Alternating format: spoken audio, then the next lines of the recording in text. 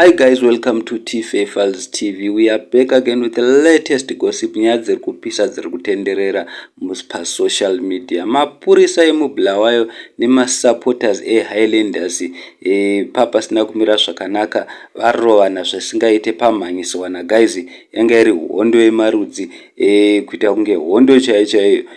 Zviri kunzi zvaitika mushure mekunge Dynamos neHighlanders dzazitamba kubaba fields. Saka nyaya yaitika ndeyekuti hanzi Dynamos yanga ichilida 2-0 zvisina kufadza masupporters eHighlanders. Pakabva patotanga kurwiwa.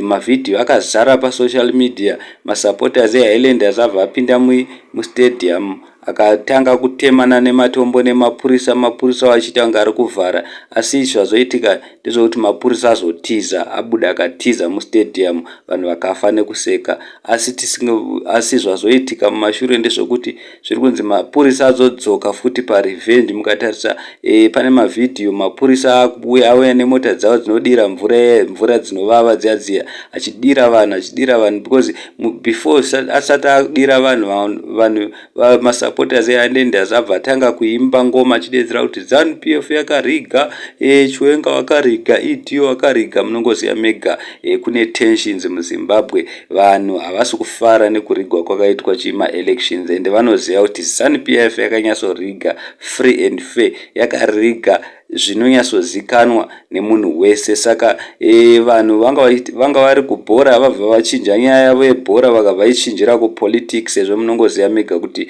vanhu vakatsamwa nekubiridzirwa kwavari kuitwa muZimbabwe. Saka ipapo manje yazouya ZRP yakatsamwa ichiuya nerevenge ichidira vanhu mvura, pakatemana vakarovana vanhu. Anga ari ma1 guys, yanga ichiita kunge movie. Handizivi kuti munoti kudini hazvo, asi vanhu vadedzera kuti Bulawayo yatinoifarira iri strong dai yanga iriyo yatinomira nayo kuti timhanyisane tibise Zanupf pachigaro, because Zanupf inoda masimba, inodedzera kuti nyika takaitora nemasimba, saka vanoida vanotora nemasimba. Saka vanhu vadedzera kuti dai tiine masupporters eHighlanders hatichabudirira. Thank you so much.